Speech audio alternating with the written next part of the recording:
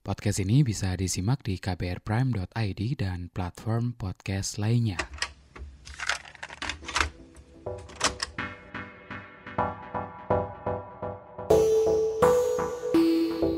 Rasa-rasanya dalam produk budaya populer akhir-akhir ini seperti film, novel, atau serial TV, kisah romansa yang nyata, jujur apa adanya masih jarang banget direkam, diproyeksikan, atau diceritakan.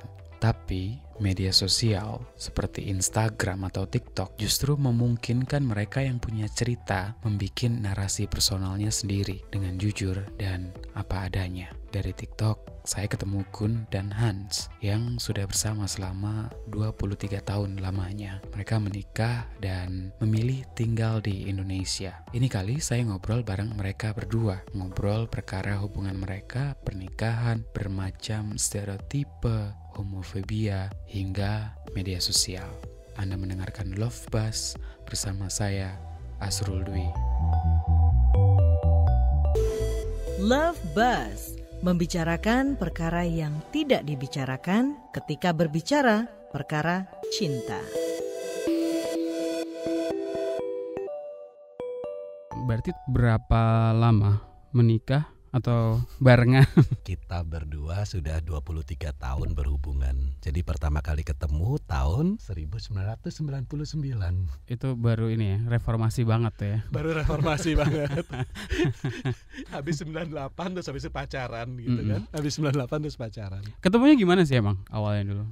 Kita pertama kali ketemu online. Tapi ini online di zaman tahun 90.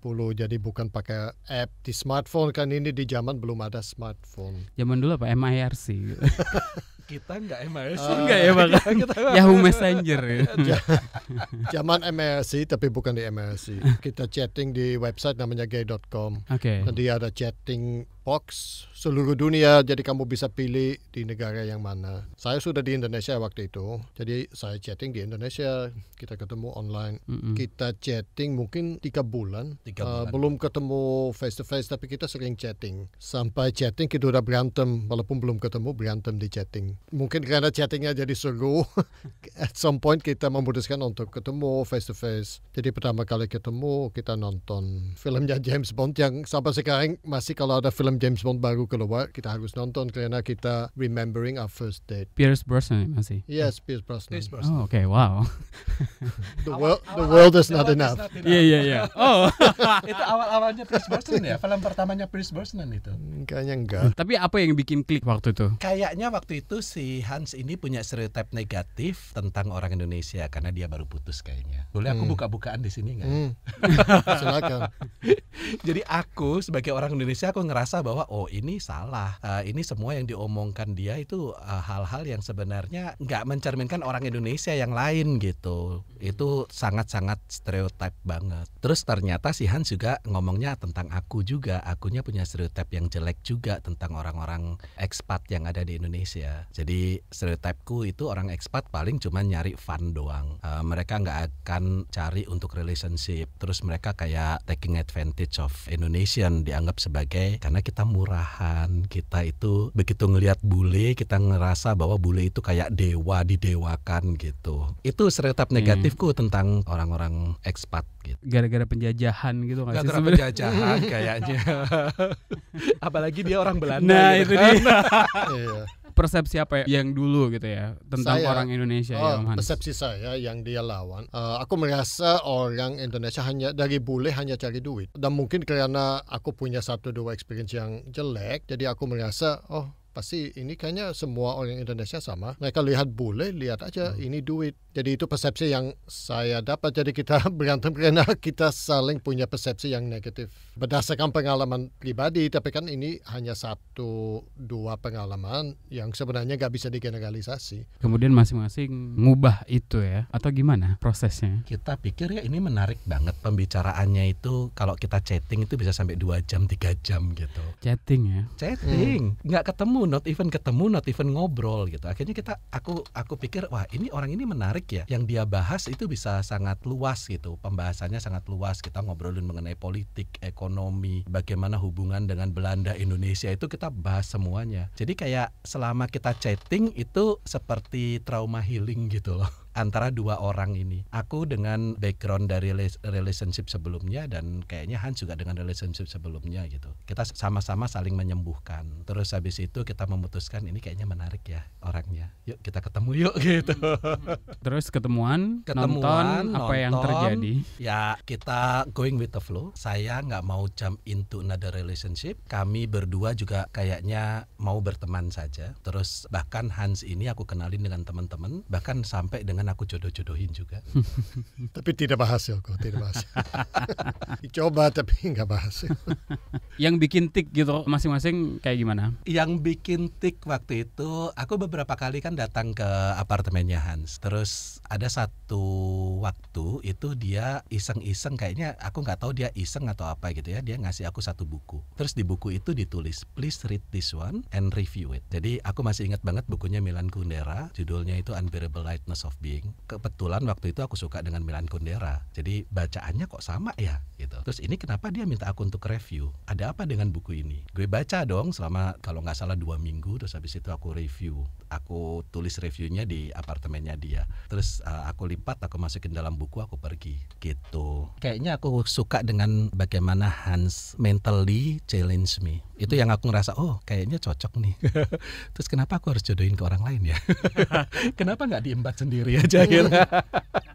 Kalau Hans gimana? Ya mungkin mirip sih. Kayaknya klik kita lebih karena ngobrolannya klik. Kita bisa bicara tentang anything. Dan banyak interest juga yang kita share, jadi aktivitas yang kita bisa share. Kita mulai traveling bersama walaupun mungkin dekat Jakarta. Kita dua-duanya suka nonton. Jadi kita zaman itu masih ada banyak film festival yang sekarang udah jarang ada di Jakarta.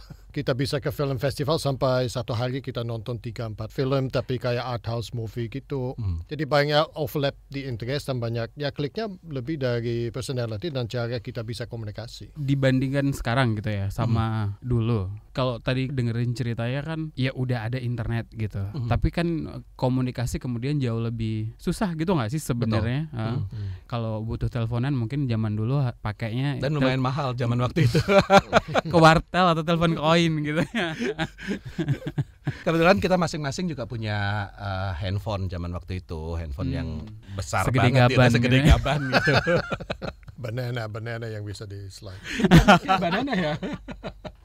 Zaman Nokia sama Sony Nokia Ericsson Banana. Ya. Terus kemudian mutusin untuk pacaran gitu. Pakai istilah kayak gitu nggak sih? Enggak. Ya? Oh enggak. Kita nggak pakai istilah kayak gitu. Jadi kayaknya kita coba, kita nggak seberapa suka dengan kata-kata friends with benefit ya. Jadi kita lakukan aja pendekatan PDKT. Selama kita berteman ya udah kita berteman. Selama kita enjoy prosesnya ya kita lakukan dengan prosesnya gitu. Dan kami berdua sangat konservatif orangnya. Kalau misalnya kami nggak seberapa cocok gitu ya, kami nggak akan mau melakukan. Kami saling respect terhadap boundaries masing-masing. Lebih ke situ ya, kita lebih ke... Kita nggak pernah bilang pacaran, tapi sebenarnya pacaran sih. Tapi mungkin nggak di-express explicitly, tapi sebenarnya kita dating exclusively, jadi ya boleh dibilang pacaran sebenarnya. Love language kalian kayak gimana sih? Love language kita, kalau aku tahu, sentuhan. Gue dengan orang siapapun, gue kecenderungannya adalah kalau nggak pegang pundak, pegang tangan, untuk nunjukin kalau aku misalnya care gitu. Gue lebih ke sentuhan. Kalau Hans kayaknya lebih ke service. Dia tiba-tiba aja so sweet gitu ngasih sesuatu atau bawain minuman atau apa. Dia lebih ke service. Setelah berapa lama kemudian memutuskan untuk menikah gitu? Kita belum mikir menikah waktu itu ya. Nikah itu ceritanya lama banget karena kita baru menikah 2014. 15 tahun setelah kita ketemu. Jadi oh wow. Sebenarnya awalnya kita nggak rencana untuk menikah karena kita merasa yang penting komitmen antara kita berdua. Kita harus registrasi somewhere atau harus menikah. Sebenarnya awalnya kita pikir sebenarnya nggak penting buat apa kita harus menikah. Apalagi pernikahan di Indonesia juga nggak dianggap. Jadi itu proses butuh cukup lama. Kayaknya kita memutuskan untuk menikah setelah 15 tahun kita udah berdua. Tapi keputusan menikah juga bukan sesuatu yang romantis kan? Enggak, lebih kita memutuskan. Gue hamil duluan soalnya. Iya. Ya, shotgun wedding. Terus apa dong yang bikin pengen nikah? Sangat-sangat pragmatis sebenarnya. Jadi kalau aku harus pergi ke Belanda misalnya setahun 2 kali harus berkunjung ke keluarganya Hans. Oh iya. Ngurus visanya yang susah. Paspor Indonesia ya. Paspor orang Indonesia nggak bisa kemana-mana, Bo. Ya, dan lama-lamanya susah karena selalu dipertanyakan. Aku kan selalu jelaskan ini partner saya. Selalu dipertanyakan, kok dari mana kita tahu ini partner kamu? Buktinya mana? Basically itu pertanyaan yang ditanya oleh kedutaan. Jadi akhirnya kita memutuskan ya udah kita bikin buktinya aja supaya nggak dipertanyakan. Jadi itu salah satu practical reason. Practical reason juga karena kita udah pasangan lama sebenarnya. Kalau kita nggak registrasi hubungan kita, ada banyak practical consequences dari sisi legal.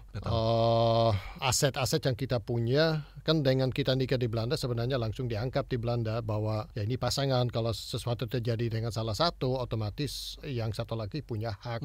Walaupun ya di Indonesia kita tetap harus atur terpisah karena di Indonesia nggak langsung dianggap. Tapi itu juga dari sisi praktisnya kita pikir dari itu. Dan mungkin salah satu motivasinya kita pernah lihat filmnya aku lupa nama filmnya. Itu pasangan gay, mereka bukan menikah dan keluarga besarnya dia nggak terima. Terus salah satunya jadi sakit, yang suaminya dari dia nggak boleh masuk ke rumah sakit. Jadi even hal praktis seperti itu kalau sesuatu terjadi dan kita nggak jelas hubungan antara kita gimana, yang satu pihaknya kan bisa punya masalah untuk ambil keputusan atau ambil even untuk dapat akses, itu kan banyak hal yang muncul satu saat. Jadi itu lebih ke alasannya praktis, kita memutuskan lebih bagus kita menikah. Tapi akhirnya jadi romantis juga sih harinya. Karena ngurusinnya susah banget, perintil-perintilan pernikahan itu kan kita maunya yang perfeksionis gitu. Kita maunya pernikahannya ya bisa kita kenang gitu kan. Nah pada waktu kita ngurusin perintil-perintilan ini ternyata malah kami berdua itu kerjasama dan itu membuat pernikahannya jadi romantis. Jadi kayak kita berdua pada waktu menikah di Gemeente kita berdua sampai nangis gitu ya. Nangisnya karena kecapean kayaknya. Kau nikah ke gini ya susahnya semuanya ya, gitu. Sendirian berdua aja gitu. Semuanya kita lakukan berdua. Kita nggak ada BO, nggak ada apa gitu. Tapi memilih untuk kemudian setelah menikah tinggal di Indonesia yang sekali lagi nggak ada aturan gitu kan yang menguatkan gitu. Betul. Kenapa milih itu gitu? Sebenarnya dari awal akunya itu nggak pernah punya ketertarikan untuk pindah ke luar negeri. Waktu itu karirku bagus, teman-teman di sini banyak, keluarga ada di sini. Jadi aku memang milih seseorang yang kalau bisa mereka harus tinggal di Indonesia. Dan kebetulan memang Hans suka tinggal di Indonesia gitu. Jadi kita berdua memutuskan ya kita di sini aja. Terus waktu ditanya sama Amtenar pada waktu proses pernikahan, namanya Amtenar, itu orang yang menikahkan kita gitu ya. Kapan pindah ke Belanda? Langsung aku ketawa aja. No, aku nggak mau tinggal di Belanda. Aku tetap mau tinggal di Indonesia. Terus dia juga nanya, loh terus kenapa menikah? Jadi pertanyaan kenapa menikah itu nggak cuma ditanyakan di orang-orang di sini juga, tapi ditanyakan di Belanda juga. Kan orang homoseksual sebenarnya nggak perlu banget kan menikah gitu. Tapi jawaban Hans itu memang reasonable, memang kita pikirkan. Kalau misalnya saya harus, untungnya sampai sekarang kita nggak pernah ke rumah sakit ya karena sakit berat. Tapi kalau misalnya terjadi, keluarganya Hans kan nggak ngerti, nggak tahu apa kebutuhannya Hans sekarang. Keluargaku kan juga nggak ngerti apa kebutuhanku sekarang gitu. Jadi kalau misalnya kami menikah, begitu salah satunya harus pergi ke rumah sakit, saya bisa ngambil keputusan. Salah satunya bisa ngambil keputusan tindakan-tindakan medis apa yang seharusnya diberikan oleh pasangannya. Itu sangat penting menurut aku. Nah ini yang sangat dilupakan tentang pasangan-pasangan homoseksual. Lagi-lagi kalau di Indonesia kan legitimasinya nggak ada dan susahnya kan di sana gitu kan. Tapi di rumah sakit masih bisa. Oh, oke. Jadi kalau di rumah sakit kita tunjukkan bahwa kita legally resmi di luar negeri, jadi masih akan dianggap sebagai oh ini keluarganya. Oh, that's nice. Tadi sempat nyinggung soal keluarga gitu. Berarti Mas Gun juga udah terbuka kan sama keluarga ya? Udah terbuka sama keluarga. Itu waktu itu ngomong sama keluarga kayak gimana? Langsung bawa punya menantu nih gitu. Ekspektasiku sebenarnya ada banyak drama ya. Ekspektasi, ini malah ekspektasi loh. Iya benar. Kita harapan bahwa ini ada drama gitu. Drama queen. Ternyata nggak ada drama, Ternyata dari orang tua nggak ada drama. Jadi kita kasih tahu, nyokapku pertama nangis ya. Dia cuman pedulinya siapa yang jaga kamu di masa tua. Cuman itu doang pertanyaannya. Terus habis itu kita jelasin, oke, kita masa tua kita pasti akan saling menjaga. Terus kita juga udah prepare apa yang harus kita lakukan kalau salah satu meninggal, tinggal satu orang aja, itu sudah kita diskusikan bersama. Terus habis itu nyokap cuman bilang gini, lah aku kan udah tahu dari kecil kamu nggak suka perempuan. Jadi kita ekspektasi itu ada kayak banting-banting meja, banting-banting piring gitu, atau paling tidak gitu kan gebrak-gebrak meja gitu. Ternyata nggak ada tuh. Itu sinetron doang sih sebenarnya. Jadi kita kecewa banget sebenarnya. Hans waktu itu ketemu sama keluarganya Mas Gun gimana? Sebenarnya aku pernah diajak ke Surabaya tapi masih dikenalkan sebagai teman, sahabat. Jadi aku udah pernah ketemu sama mereka. Sebelum diperkenalkan sebenarnya bukan sahabat. Menurut saya lancar semua. Mereka sangat terbuka sih. Dan aku nggak pernah merasa bahwa ada tolakan sama sekali. Dari semua keluarga sangat terbuka untuk menerima kita dan untuk menerima saya. Jadi ya aku nggak pernah merasa ada proses yang harus dilewati untuk diterima di keluarganya. Atau keluargaku pikir ya ini memperbaiki keturunan nih, ada orang bule. Oh, anak Londo. Ini kan kemudian ada semacam dokumentasi kecil gitu nggak sih, waktu itu sempat dibikin dari pernikahan gitu. Apa ada video juga yang Betul. kemudian di outing sama orang ya, atau gimana sih waktu itu ceritanya kayak gimana tuh? Waktu itu kita iseng-iseng kita bikin video pre-weddingnya. Sebenarnya menceritakan secara metafora kehidupan kami berdua, bagaimana kami ketemu berantem, terus habis itu kami coba untuk konsolidasi nih gitu kan. Terus habis itu sambil kita ceritakan juga bagaimana kita nanti di masa depan apa yang akan kita lakukan. Jadi kita bikin video pre-wedding dengan simbol-simbolis gitu. Terus videonya kita mau setel sambil kita ceritakan di keluarga pada waktu pernikahan. Di pernikahan kita hire juga fotografer. Kebetulan kita nggak bawa dari Indonesia, kita bawa dari Belanda. Terus video tersebut itu kita taruh di YouTube dengan private. Nah, ini ada satu kebodohanku sebenarnya. Setelah aku taruh di YouTube private, video pre-wedding itu juga aku bikin private kan. Dari YouTube aku masukin ke Facebook. Dan di Facebook ternyata orang-orang download. Jadi ada beberapa temen di Facebookku, aku nggak tahu, ngebocorin lah itu video. Jadi leak out videonya, beredar lah ke semua orang. Dari private itu yang jumlahnya cuma 12 orang yang nonton, tiba-tiba naik jadi 120K, 125.000 kalau nggak salah penontonnya. Dalam waktu cuma 2 minggu ya. Kita juga langsung, what, ini ada apa ini? Ada apa ini videoku gitu. Ini siapa aja yang udah nonton nih gitu. Terus gimana waktu Panik itu? lah, kita panik. Terus ada diskusi antara si Hans dengan koleganya. Terus kami putuskan waktu itu dia diminta untuk video itu dicabut dari YouTube. Kami cabut, kami delete karena ketakutannya. Terus kami pikir, beberapa hari kemudian aku pikir, aduh, saya nggak bisa ya membuat rasa takut ini membuat saya nggak bisa hidup secara wajar. Saya nggak mau ketakutan itu mengalahkan saya. Jadi akhirnya aku pikir aku upload lagi videonya ke YouTube. Sampai sekarang masih ada. Ada di channel YouTube-nya. Ada di channel YouTubeku, betul. Pengen lihat, cek aja, cari Gun dan Hans Wedding gitu, pasti ketemu. Ini kemudian bikin TikTok gitu ya, kayak Gen Z. Tuduhan temanku katanya, Gun kamu udah tua gitu kan, udah gadun, kenapa sih masih berusaha untuk relevan gitu. Perkara eksistensial gitu. Ini masalah eksistensi. Midlife crisis. Iya, bikin TikTok gitu, platform yang anak-anak muda sekarang gitu, bahkan remaja gitu ya, banyak lihat gitu kan, mainannya di sana. Kita sebenarnya pertimbangkan udah lebih dari 3 bulan. Jadi waktu kita bikin TikTok itu pertimbangannya udah mateng banget. Aku sendiri punya TikTok udah sebelum itu udah 1 tahun, tapi aku pakai cuman nggak ada konten cuman 1 konten kalau nggak salah, cuman aku observe aja. Nah, aku lihat representasi untuk LGBT, untuk keragaman seksual kayaknya kurang. Dan TikTok itu aku lihat sangat-sangat grassroots. Jadi kami pikir, aku ngobrol sama Hans, ini kebetulan kan ada Pride Month nih untuk bulan Juni ke depan gitu. Gimana kalau kita bikin konten tentang kita berdua. Kita tunjukkan ke audiens, ke orang-orang Indonesia bahwa kita bisa kok happy jadi pasangan homoseksual di Indonesia. Kita nggak perlu kok pergi ke luar negeri untuk jadi pasangan yang wajar gitu. Jadi di awal di konten pertama kita memang ngomong bahwa kenapa sih orang-orang Indonesia pergi ke luar negeri sebagai LGBT gitu ya. Kenapa mereka memilih pergi ke luar negeri ya, karena banyak alasan yang termasuk bully, stigma, diskriminasi dan yang lain-lain. Tapi kami memutuskan untuk tetap di Indonesia despite all of this like disadvantage. Mungkin kalau Mas Gun salah satu orang yang beruntung gitu ya, bisa dikatakan kayak gitu. Gimana kemudian anak-anak ini gitu yang melihat yang nggak seberuntung Mas Gun gitu? Lumayan pertanyaan bagus banget. Nah, karena keberuntungan privilege yang aku biasa sebut kemewahan gitu ya, itu memang aku miliki. Nah, karena aku merasa bahwa aku miliki, aku aman.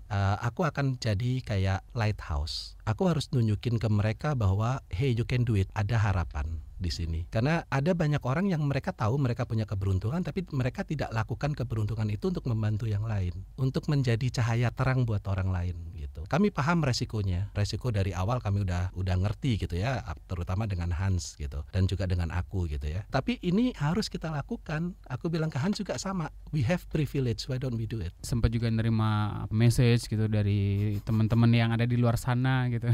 Ancaman kebencian banyak. Total kalau nggak salah ancaman pembunuhan, Ancaman pembunuhan sejak di TikTok lebih dari 30. Dan setiap ancaman pembunuhan itu aku report ke platform tersebut tapi tidak ditanggapi. Bahkan beberapa ancaman pembunuhan itu dianggap sebagai no violation. Padahal aku punya screenshotnya semuanya. Melelahkan gak sih sebenarnya jawab-jawab kayak gitu atau gimana? Sangat-sangat enggak ya. Aku kebetulan backgroundku kan ada psikologi sosial. Jadi aku paham bahwa banyak orang Indonesia tidak mengerti. Banyak orang Indonesia itu termakan hoax. Banyak dari mereka itu berdasarkan asumsi tanpa didasari oleh ilmu pengetahuan gitu. Jadi di kontenku itu sangat spesifik. Aku membahas mengenai mitos-mitos atau hoax yang dipercaya oleh orang Indonesia. Terus aku kasih juga sumber referensi dari jurnal penelitian. Either itu artikel ilmiah ataupun memang hasil penelitian gitu. Jadi kalau mereka mau belajar lebih lanjut, mereka bisa klik di setiap kontenku. Terus untuk mereka yang stitch, aku tahu mereka stitchnya itu biasanya tanpa ada background alasan sama sekali. Jadi mereka cuman kemarahan tanpa ada penjelasan. Jadi menurut aku lucu banget. Ini platform tersebut adalah ini platform yang sangat-sangat emosional ya. Kalau nggak gitu bawa ayat. Kalau nggak gitu. Betul. Banyak kan dibenturin sama banyak banget religiositasnya orang Indonesia sama agama gitu. Betul. Punya jawaban nggak sih untuk yang kayak gitu? Kebetulan kami para ilmuwan psikologi sosial itu sudah melakukan penelitian di Indonesia dengan responden sekitar 1.500 orang sampelnya dan menunjukkan ternyata kebencian atau homofobia itu bukan dikarenakan oleh agama loh. Enggak, dia dikarenakan satu, mereka ketakutan atas penyakit yang biasa disebut sebagai germphobia. Yang kedua, karena tidak ada pendidikan seksual di Indonesia. Jadi pendidikannya itu pendidikan formalnya pun itu masih rendah. Jadi minat baca juga rendah, pendidikannya juga rendah. Akhirnya mereka mempunyai persepsi yang negatif tentang keragaman seksual. Dan konten-konten Mas Gun juga menjawab pertanyaan-pertanyaan kayak gitu kan? Kontenku menjawab pertanyaan-pertanyaan seperti itu yang mereka pengen tahu, misalnya kenapa LGBT dianggap menyebabkan kiamat, masuk akal nggak sih gitu. Kalau populasinya cuma 5%, 5-7%, apakah bisa menyebabkan kiamat? Bukannya kiamat disebabkan oleh mayoritas yang merusak alam gitu ya. Terus ada konten mengenai manusia bisa punah. 93% itu orang beranak pinak gitu, nggak akan bisa punah lah. Terus bagaimana kalau semua orang jadi LGBT atau jadi homoseksual? Ya nggak mungkin homoseksual nggak bisa menular kan? Gitu kan. Dikata COVID kali ya. Dikata COVID. Nah itu terminologi mereka ngomong menular itu karena mereka ketakutan itu adalah sebuah penyakit. Kalau konten gitu ini nggak sih juga mungkin nentuin proporsi gitu ya. Ada yang konten yang emang isinya soal edukasi, tapi kemudian ada beberapa konten yang juga tentang kehidupan kalian berdua gitu. Kami berdua sibuk ya. Jadi banyakan itu kita nggak bisa bikin konten. Tapi sebagian memang tentang hidup kita sendiri. Tujuan awal waktu kita bikin TikTok, sebenarnya dia bikin TikTok sih, aku hanya di belakang layar. tujuannya emang untuk tunjukkan ke orang Indonesia bahwa begini loh hidupnya orang gay sehari-hari, sebenarnya nggak beda dengan hidup kalian. Kita juga jadi bagian dari keluarga besar, kita juga punya cita-cita kita sendiri yang kita kejar, kita kerja sebagai profesional, kita ada kekhawatiran di dalam hidup, kita nggak beda dari kalian. Jadi sebenarnya tujuan emang untuk tunjukkan itu aja, karena mungkin masih ada banyak misperception tentang kehidupan orang gay. Orang pikir ini totally different dari kehidupan orang yang straight. Sebenarnya enggak, 95% sebenarnya sama, hanya ya kebetulan orangnya gay. Jadi emang kita tunjukkan sebagian dari hidup kita pribadi supaya orang punya persepsi yang beda tentang orang gay dan hidup sehari-hari orang gay. Jadi sebagian dari konten emang tentang kita. Tanpa ada dramatisasi kayak di Nggak serial ada. Boys Love gitu. Boys love atau Itu kan ada kayak semacam juga ide-ide mengenai hubungan yang bisa dibilang super ideal gitu nggak sih? Dengan adanya drama-drama semacam itu gitu nggak sih? boys love. Iya. Kamu mau bahas boys love? Boleh. This is boys love, right? No, boys love Enggak. nggak boleh ditonton oleh orang LGBT, orang gay. Tapi di sisi lain itu kan ngomongin representasi juga ya. Enggak. Oh enggak? Enggak. Oke, gimana? Boys love itu atau yaoi gitu ya. Itu genre yang memang dibikin oleh perempuan heteroseksual kepada pembacanya itu perempuan heteroseksual. Jadi di dalam boys love itu ada banyak banget representasi yang sangat salah terhadap kelompok-kelompok homoseksual. Di boys love itu kayak normalisasi pelecehan seksual, normalisasi pemerkosaan. Serius. Gua nggak pernah lihat sih sejujurnya. Itu dinormalisasi, misalnya yang UK itu mereka akan coba diperkosa, ada kasus-kasus yang ada kasus-kasus trauma keluarga, kasus-kasus mereka mempunyai trauma kekerasan seksual sebelumnya, itu muncul semuanya. Seharusnya boys love ini nggak dibaca dan filmnya nggak ditonton oleh orang-orang homoseksual karena terlalu toksik. Kalau mau membaca manga ya paling tidak baca yang bara. Bara memang dia diciptakan, ditulis dan digambar oleh orang-orang homoseksual dan memang diperuntukkan untuk orang-orang gay. Tontonan-tontonan yang ada gitu ya, yang kemudian nyampe Indonesia yang Iya, yang boys love sayangnya. Iya, Terus yang ditonton oleh anak-anak muda itu yang boys love. Isinya boys love itu selalu heteronormatif. Pandangan suami istri bahwa yang UK itu yang feminin, yang lemah, yang butuh bantuan, butuh pertolongan, butuh white knight savior. Sedangkan yang seme selalu dia badannya tinggi, maskulin, berotot. Sedangkan yang UK-nya itu yang badannya kecil, thin, kurus gitu. Keperempuan-perempuanan itu sangat-sangat heteronormatif. Ya itu memang nggak mencerminkan realitas di kita di tribes-nya untuk homoseksual. realitas yang sebenarnya kayak gimana? Tribes-nya kita banyak, ada yang kita punya tribes kayak misalnya bear, fox, twing, tuang, macam-macam lah. Tuing hang. Tuang. Ada Iya, bener. otters. Terus tahu nggak di boys love itu hanya ada dua loh, UK dan semi. Mereka maksudnya top and bottom. Padahal kalau di gay nggak ada itu, top dan bottom itu macam-macam kan. Dan role dari permainan di tempat tidur itu nggak bisa menunjukkan personality ataupun gender ekspresi dari seseorang. Kalau di boys love kan UK harusnya feminin, semi harusnya maskulin gitu kan. Tapi banyak yang nggak nyadar kemudian kalau mereka ngelihat pola hubungan gitu ya, relasi itu masih sangat heteronormatif, iya kan? Iya, karena mereka melihatnya di boys love. Anak-anak muda generation Z, aku lihat dia sangat heteronormatif. Susah banget dong untuk dismantle, untuk ngubah itu gitu kan? Susah kalau mereka udah diracuni oleh boys love. Kalau kita aktif di TikTok, kan ada banyak orang yang tanya-tanya, dan aku anggap mereka tanya karena mereka benar-benar pengen tahu. Pertanyaan yang paling sering muncul, ini siapa yang jadi istri? Dan selalu kita harus jelaskan, ini kan pertanyaannya muncul dari persepsi yang kamu punya berdasarkan hubungan antara dua orang, ya ada istri, ada suami. Jadi mereka lihat dua cowok, mereka punya hubungan, pertanyaan siapa yang jadi istri. Jadi itu bisa kelihatan pikirannya sangat heteronormatif dan emang susah banget dirubah karena itu yang mereka lihat di lingkungan mereka sehari-hari, jadi susah banget untuk dirubah. Dan boys love ini gak membantu. No. Itu alasannya kita gak terlalu suka dengan boys love, karena mereka reinforce that stereotype. Jadi orangnya gak akan belajar dari series ini bahwa sebenarnya gay relationship beda dari itu. Mereka malah reinforce the heteronormative standard. Jadi sebenarnya menurut saya sebenarnya nggak terlalu membantu untuk orang mengerti gay relationships. Kalau tontonan entah itu TV gitu ya atau film, either itu yang tadi modelnya kayak boys love atau sangat wild gitu kan, kayak lepas banget gitu.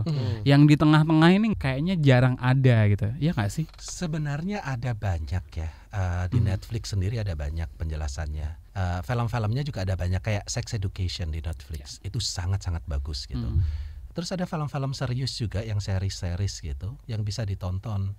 Di YouTube juga ada banyak. Asalkan nggak masuk ke dalam kategori boys love ya itu bisa ditonton. Tapi agak susah membedakan ya mana yang boys love mana yang enggak kan. Tapi benar selalu jadi either one or the other kan, because mereka bikin cerita. Tapi ada series aku masih ingat pertama kali, buat saya yang aku ingat pertama kali ada series TV yang ada karakter yang gay, yang menurut saya enggak, ya dia kebetulan gay aja, ada di series dulu namanya Brothers and Sisters. Ya salah satu dari Brothers and Sisters ini kebetulan gay, tapi itu bukan jadi fokus ceritanya, dia kebetulan gay. Jadi untuk saya sangat bagus karena itu bagian dari cerita tapi bukan jadi fokus, dia bukan jadi karakter yang flamboyant, yang over the top. Jadi itu representasi ada sekarang sih dibanding dengan dulu nggak ada sama sekali, ada tapi ya yang kita biasa nggak suka yang representasi yang stereotypical, yang di Indonesia masih kuat juga, orang gay yang muncul ya pasti yang screaming effeminate, dan aku nggak discredit orang yang effeminate, tapi kan itu kan bikin stereotype yang ada di Indonesia kan muncul dari situ, yang itu yang mereka lihat. Dan itu balik lagi ke kenapa kita mau bikin TikTok, karena kita mau tunjukkan sebenarnya bukan seperti itu. Ada juga di TikTok banyak yang clickbait loh. Mereka sebenarnya di kehidupan nyata mereka maskulin gitu, mereka biasa aja. Terus mereka bikin memang semua kontennya yang kelihatan feminin. Kayak pengen menunjukkan ini loh aku, dan aku nggak ada masalah untuk menjadi seorang gay di depan umum gitu. Dia tunjukinnya dengan body language yang feminin gitu. Kalau kayak gitu tuh bahaya nggak sih buat yang nonton sebenarnya? Nggak representatif. Jadi akhirnya mereka akan ngelihat hampir semua orang feminin akan jadi gay atau kelihatan seperti itu. Jadi aku susah menjelaskan bahwa laki-laki yang feminin itu belum tentu dia mempunyai orientasi seksual yang gay. Nah kasihan bagi laki-laki di luar sana yang memang terlahir feminin tapi dia ternyata adalah heteroseksual. Mereka akan mendapatkan stigma. Ngomong-ngomong soal stereotype gitu, sebagai pasangan interracial ada nggak sih stereotype gitu yang sebagai pasangan interrasial? Jangan ngomong internasional loh, kita enggak. Internasional, interrasial, beda ras. Ya banyak dan awalnya dia mungkin aku yang kurang sadar. Karena yang lebih kena dia sebenarnya. Mungkin aku juga tapi agak beda, tapi dia yang sering kena baik di Indonesia maupun di luar negeri. Karena banyak orang punya stereotype. Dan ini kita juga ada teman yang bukan gay tapi mereka hubungan interracial juga. Sebenarnya sama untuk orang pasangan gay atau pasangan cewek sama cowok. Jadi banyak stereotype mereka anggap yang bule yang kaya, yang orang Indonesia yang dibayarin. Jadi hal-hal kecil kayak di restoran aku dikasih menu, dia nggak dikasih menu, itu di Indonesia karena mereka anggap ya kamu bawa tamu di sini, dan even mereka pakai kata-kata itu ke dia, ini tamunya dari mana, billnya pasti dikasih ke saya bukan ke dia. Nah itu stereotipnya mungkin awalnya aku nggak sadar, dia harus benar-benar pointing out to me ini yang terjadi ya. Jadi kita coba lawan. Jadi kalau kita ke restoran aku nggak pernah bayar, enak sih karena aku nggak pernah bayar. Even kalau aku mau traktir dia, ya dia yang bayar karena kita harus break through the stereotype. Tapi akhir bulan kan aku tagihin ke kamu kan? Iya. Tetap ya. Diusahakan ya. Sering banget dia lupa bayar gitu. Jadi itu kan jelas stereotypical perception yang orang punya tentang orang interracial itu kuat banget. Tapi bukan hanya di Indonesia, di luar negeri juga seperti itu. Jadi kadang-kadang orang hotel, kita check-in ke hotel, dia nggak dianggap. Aku nggak diajak ngomong loh. Sering banget kita ke hotel, di resepsionis, aku yang pesen, aku yang reservasi atas namaku, aku ke resepsionis, terus sama Hans juga datang gitu ya. Dia ngomongnya cuma Hans, halo, yang reservasi gue loh. Di mana-mana kayak gitu. Mana-mana. Ya enggak selalu. Kalau hotel staff dilatih dengan baik, mereka nggak akan begitu. Tapi not all of the hotel staff is properly trained. Jadi masih cukup sering itu terjadi di Eropa, di mana-mana kita traveling masih kadang-kadang itu terjadi. Tapi kita coba sadar supaya kita bisa kasih mereka kejutan karena tiba-tiba berubah. Oh ini yang bayar yang lain. Tiba-tiba aku suruh Hans untuk ngangkat tas gitu kan. Hans tolong dong ngangkat tasnya gitu. Cerita paling lucu.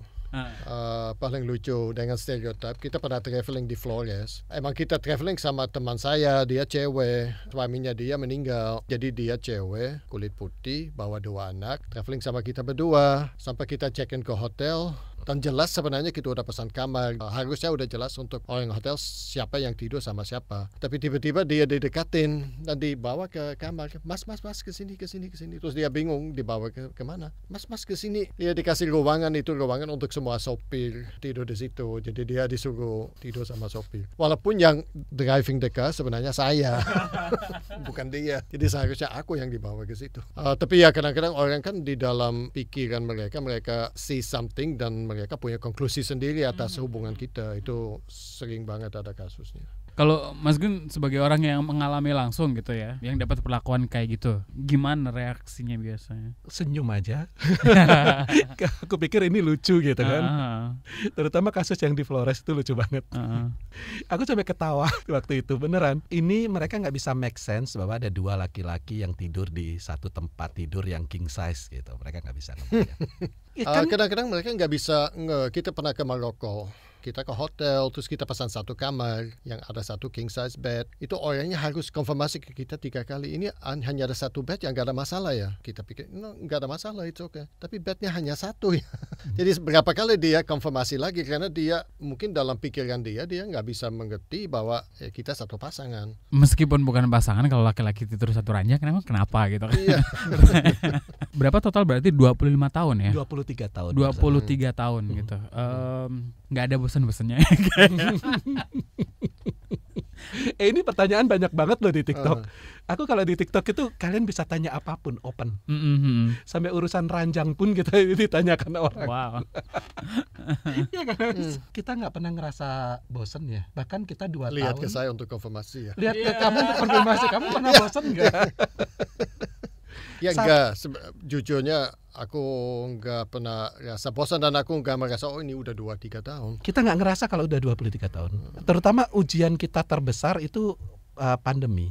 Kita 24 jam bersama dalam 2 tahun. Iya. Nggak ada konflik sama sekali kami berdua. Nggak ada satu pun masalah ya. Resepnya ada banyak yang kita bicarakan. Dua-duanya open minded. Jadi menurut aku ya, mungkin Hans punya pendapat berbeda. Aku nggak tahu. Kita berdua open minded. Jadi apapun yang diomongkan sama Hans, kalau misalnya berbeda dengan aku akan terima perbedaannya. Oh begitu pendapat kamu gitu. Jadi kita nggak berusaha untuk cari siapa yang benar dan siapa yang salah. Atau kita nggak berusaha untuk mencari satu suara. Kalau kita diskusi, ya udah itu pendapatnya Hans gitu. Ya udah ini pendapatku seperti ini. So aku respect itu gitu. Keduanya selalu ada saja topik yang kita bicarakan. Kalau enggak ngurusin usaha bareng atau ngurusin kerjaannya Hans atau ngurusin masalahku misalnya. Aku selalu jawab satunya, untuk hubungan yang kuat menurut saya nggak bisa kita punya ekspektasi bahwa dari pasangan kita 100% dari waktunya adalah fokus ke hubungan kita. Jadi kita harus kasih space ke partner kita untuk dia kejar cita-cita dia sendiri. Dan aku merasa kita dua-duanya kasih space. Kayak dia mau jadi S2 psikologi, which itu pasti butuh waktunya banyak banget dari waktunya dia. Tapi aku merasa aku nggak bisa batasi dia karena dia harus, ini cita yang dia mau kejar. Jadi itu space-nya harus dikasih. Pasti kita harus invest ke hubungan kita, tapi dua-duanya juga harus punya ruang untuk develop diri sendiri. Itu satunya. Keduanya, kita selalu punya project yang kita kerja bersama, supaya mungkin itu alasannya kita nggak jadi bosan. Kita jelas kita nggak punya anak, tapi mungkin untuk heteroseksual mereka punya anak yang mereka kena nggak baik ya project mereka bersama. Tapi kita dari awal mungkin memang cari kesibukan yang hal-hal yang kita bisa kerja bersama. Jadi kita bangun bisnis dari bisnisnya kecil, dan jadi kita bangun sesuatu yang punya kita berdua, yang kita bisa kasih kita challenge yang baru dan kasih kegiatan dan topic of discussion. Jadi itu itu menurut saya juga sangat membantu supaya kita nggak bosan karena kita selalu kejar sesuatu yang baru, bisa dari bisnis, bisa dari traveling, bisa dari komunitas yang kita terlibat, kita ambil project-project di situ. Dan aku pikir karena kita saling menghargai minat masing-masing. Kayak misalnya kalau kamu tadi ngomong traveling gitu ya, kamu sukanya ngelihat museum, aku sukanya browsing untuk makanan street food. Jadi akhirnya kita dua-duanya saling nggak mengorbankan tapi saling nikmati. Kompromi gitu lah ya. Nggak kompromi, Nggak. malah Oke. kita nggak suka kalau ada kompromi ya. Kita malah nggak mau kalau ada kompromi, karena kalau kompromi kan ngorbanin salah satu. Jadi misalnya Hans suka dengan museum, aku akan belajar menyukai museum, dan aku akhirnya benar-benar menyukai museum gitu. Street food di awal itu susah banget untuk ngajak dia makan di street food. Kita waktu itu bahkan sering, wih gimana ini kita belum makan yang ini, kita belum makan siput keong. Dia kan paling nggak suka tuh makan keong. Terus aku ajak dia makan keong kalau nggak salah di Spanyol waktu itu ya. Kirain di sini. Kalau nyampe sana kan bekecot mahal. sayang. Kalau di sini makan bekecot saya. Di Surabaya ya. Di Kediri kan ada banyak bekecot, bener-bener. keripik bekecot gitu. Oke. Akhirnya sekarang si Hans kayak kontennya di TikTok mengenai makanan street food malah dia. Tapi sampai ketemu formula kayak gitu. Prosesnya gimana? We don't know. Tapi nggak ada ketemu formulanya. Agak develop naturally. Dan mungkin karena dua-duanya ada banyak interest, it kind of go automatically. I don't think like kita sit down untuk find a formula. Enggak, kita enggak. Tapi ini kan kita coba lihat ke belakang, kenapa ya kita nggak bosan. Jadi kita coba explain mungkin karena ini yang terjadi di dalam hubungan kita. Bukan kita planning, kita harusnya seperti ini. Ini mungkin lebih lihat ke belakang daripada kita rencanakan waktu awalnya kita harusnya kayak gimana. Atau kalau berdasarkan klise, karena kita berteman duluan baru kita punya relationship, sehingga relationshipnya itu kayak natural aja gitu. Kita nggak maksa. Yang aku lihat kan anak-anak muda sekarang nggak seperti itu. Mereka coba so desperate untuk punya relationship, terus habis itu mereka lupa untuk berteman dengan pacarnya. Mungkin itu jawabannya. Kalau kita nggak berusaha untuk punya relationship kami masing-masing kan, itu relationship happens di kita. Kita bukan seseorang yang love at the first sight. Kan dinamikanya berubah kan biasanya antara temen dan kemudian mutusin pacaran atau jadi pasangan gitu. Menurut aku sih waktu itu aku ngerasa sangat-sangat roller coaster ya. Karena tiba-tiba aku ngerasa kok I have the feeling towards Hans gitu. Aku punya feeling, dan menurut aku feeling itu betray me. Dengan aku ngomong bahwa Hans itu temanku. Terus habis itu aku punya feeling, it's like what the F ini gitu. Kayaknya juga nangis-nangis juga sih waktu itu. Orang Jawa kan Dinamina miting tresno jalaran saka kulino. Koyoke. Karena kebiasaan gitu kan jadinya timbul perasaan. Kayaknya. Kita tadi ngomongin soal stereotype gitu, kemudian juga jadi pasangan gay tinggal di Indonesia gitu, tinggal di Jakarta. Untuk menyesuaikan gitu atau berlaku di depan masyarakat, paling enggak kan ada self editing gitu-gitu ya, atau enggak ada? Ada. Dan yang aku ngerasa yang painful aku, balik lagi, yang paling sering ketemu orang adalah Hans. Maksudnya sering banget kalau kita lagi jalan-jalan ke mall gitu, Hans ketemu koleganya gitu. Terus kami harus pura-pura bahwa kami ini hanya berteman, atau kami kebetulan ketemu di mall bareng gitu. Jadi sering banget si Hans itu nggak ngenalin aku ke teman-temannya. Dia tiba-tiba pura-pura nggak kenal sama aku di depan teman-temannya. Jadi akunya yang akhirnya harus ya udah, hai, ini Gunawan. Terus lama-lama soft editing itu aku fed up juga. Aku ngerasa wah ini udah sekitar 15 tahun, hampir 14 tahun kalau nggak salah waktu itu. Aku nggak pernah dikenalin sebagai partner ya.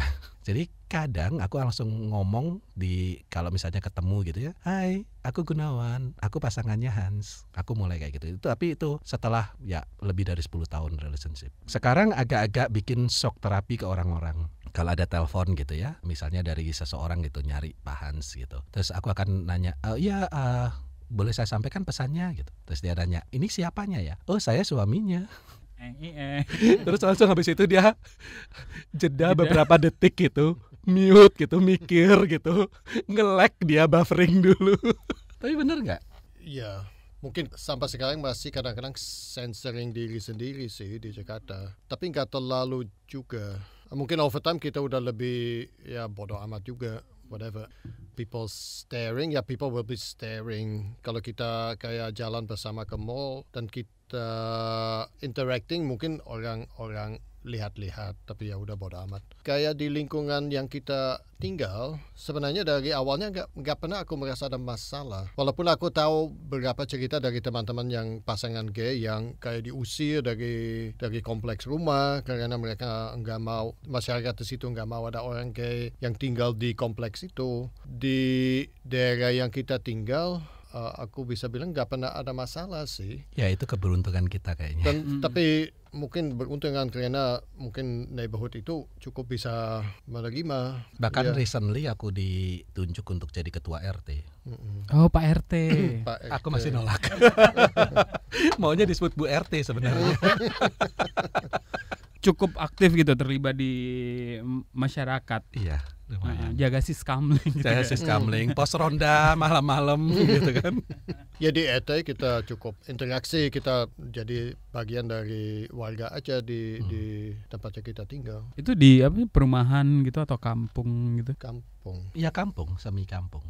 Apa sih yang pengen disampaikan ke anak-anak yang melihat platformnya Mas Gun dan Hans gitu ya, TikTok, soal punya hubungan gitu? Pasti kan mereka punya angan-angan untuk kesana gitu. Yang aku sarankan ya, kalau dari aku, sembuhkan homofobianya teman-teman sebelum menjalin hubungan. Love yourself unconditionally first sebelum kalian memutuskan untuk punya hubungan. Karena apa? Kalau kita masih ada trauma, maka trauma itu akan kita proyeksikan ke orang lain. Akan susah untuk orang lain menerima kita apa adanya kalau kita sendiri nggak bisa menerima kita apa adanya. Itu jadi sembuhkan dulu internalized homofobia. Untuk ngenali itu gimana? Masalahnya kan dari kecil gitu kan, itu udah tertanam kan, dan mungkin bahkan nggak banyak yang nyadar kalau meskipun mereka gay gitu, mereka punya internalized homophobia itu kan. Aku selalu kasih tes ke yang ikutan live di TikTokku. Adalah aku kasih tes gini, apa sih yang kalian benci dari seorang homoseksual? Nah kalau itu muncul listnya banyak, padahal mereka sendiri adalah homoseksual, ya udah itu berarti internalized. Itu seharusnya kita melihat kelompok kita sendiri adalah sesuatu yang bagus ya. Itu sudah wajar, karena keinginan kita untuk masuk ke dalam suatu kelompok, terutama kelompok tersebut adalah mengenai diri kita sendiri, jati diri kita sendiri, maka kita akan melihat kelompok-kelompok tersebut mempunyai nilai-nilai yang positif. Tapi kalau ada slightly a bit ada negativity terhadap suatu kelompok tersebut, berarti kitanya yang internalized. Kedua, jangan berusaha untuk mencari seseorang yang ideal. Karena kalau kita cari seseorang yang ideal akan susah kita ketemunya. Jadi kenapa nggak kita bangun idealismenya itu dengan orang yang kita temuin itu, siapapun dia gitu ya. Kita bangun, misalnya kalian sudah cocok nih dari sisi nilai, dari sisi perspektif, dari sisi cara ngomong udah cocok. Ya udah bangun aja supaya pasangan itu menjadi pasangan sehingga kalian akan menjadi ideal satu sama lainnya. Bangun bersama dengan komunikasi gitu. Yang aku merasa sekarang anak-anaknya kan di dunia sekarang semuanya jadi instan, dan mereka ada perception bahwa atau harapan bahwa mereka bisa punya relationship secara instan, tapi there's no such thing. Jadi jangan punya harapan bahwa relationship is something you're gonna get instantly. Dan yang aku sarankan, I think salah satu art yang sekarang kayaknya getting lost is the art of dating, karena sekarang kan semuanya punya app, mereka langsung ekspektasi instan, ada hubungan intim instan. Tapi saya saran coba the forgotten art of dating, karena emang building hubungan yang bagus butuh waktu. Enggak sesuatu yang akan terjadi overnight, enggak akan terjadi dalam 1 bulan. Itu emang sesuatu yang butuh banyak effort dan butuh time. Take it slow, jangan punya harapan yang terlalu idealis. Itu advice-nya. Kalian berdua ngelihat hubungan kalian sekarang ini termasuk hubungan yang ideal nggak menurut kalian? Aku nggak tahu ideal dalam matanya siapa. Aku nggak pikir hubungan kita sempurna. Ada banyak hal yang positif, ada juga hal yang sebenarnya masih mungkin bisa diperbaiki, nggak sempurna juga. Jadi apakah ideal? Aku nggak pikir ada hubungan yang ideal atau sempurna, dan kita pasti juga nggak sempurna. Kami masih banyak belajar dari hubungan teman-teman ya. Kami kebetulan semua teman kami itu baik laki-laki perempuan, mereka menikah dan mereka hubungannya emang lama-lama. Kami punya teman pasangan homoseksual juga yang adopsi adopsi anak gitu ya. Hubungan mereka malah lebih lama dari kami. Dan kami sering ngumpul untuk kami bisa belajar gimana sih komunikasi yang baik gitu. Ketika ada konflik apa yang dilakukan oleh pasangan tersebut. Itu kami masih absorbing things. Kemarin ketemu juga di TikTok ada pasangan yang sudah 28 tahun bersama. Dua-duanya orang Indonesia. Dan aku langsung wow, really? Kami pengen deh belajar dari kalian berdua, kapan-kapan ketemuan yuk gitu. Dan it's nice to know the other people itu punya relationship yang long term relationship gitu. Arti cinta atau makna cinta buat kalian apa? What is love to you? What is love? Maybe don't hurt I knew it. Don't hurt me. no more. No more. Hans dulu deh. Pertanyaannya susah. Bisa istirahat dulu 10 menit, 5 menit. Ngerokok dulu gitu. Boleh sambil mikir gitu ya. Jadi hubungan ini menurut saya hubungan cinta dan hubungannya menurut saya yang paling penting kita saling support each other dalam hidup ini. Jadi ini emang ya 100% kita support each other. Pasti kita dua-duanya ada challenge di dalam ini. Poin yang pertama yang kita cari bantuan pasti di dalam hubungan ini. Jadi cintanya adalah ya unconditional support antara kita. Aku nggak tahu cintanya menurut kamu apa? Iya, pertanyaannya emang susah banget itu. Arti cinta menurut aku ya, kita terima orang itu apa adanya, tapi itu sahabat juga sama sih jadinya ya. Kalau aku lebih percaya ke feeling, dalam arti adalah aku sangat-sangat connect dengan Hans. Sampai sekarang meskipun udah 23 tahun gitu, kalau aku pegang tangannya Hans itu kayak ada butterfly in the stomach gitu. Aku ngerasa chemistry-nya itu cocok. Dari sisi mulai dari omongan, perspektif, nilai itu penting banget ya menurut aku. Kalau nilainya udah nggak cocok, biasanya aku langsung ilfeel ke seseorang. Dari sisi nilai aku sangat-sangat pas gitu dengan Hans. Aku nggak bisa jelasin arti cinta buat kami berdua gimana. Kayaknya dengan kita menghabiskan waktu berdua, saling mendukung, menurut aku that's the meaning of love. Kalau kamu punya saran, komentar, atau ingin berbagi cerita, boleh banget. Email ke podcast@kbrprime.id dan tulis Love Buzz untuk subjek emailnya. To be together doesn't always mean there is no space in between. Kadang ngasih jarak itu perlu, dan itu bukan kompromi, tapi saling mengerti. Kalau pengen tahu lebih banyak tentang Gun dan Hans, bisa cek di akun TikTok mereka, Fab Couples. Love Buzz, membicarakan perkara yang tidak dibicarakan ketika berbicara perkara cinta. Kunjungi kbrprime.id untuk menyimak beragam podcast lainnya dari KBR.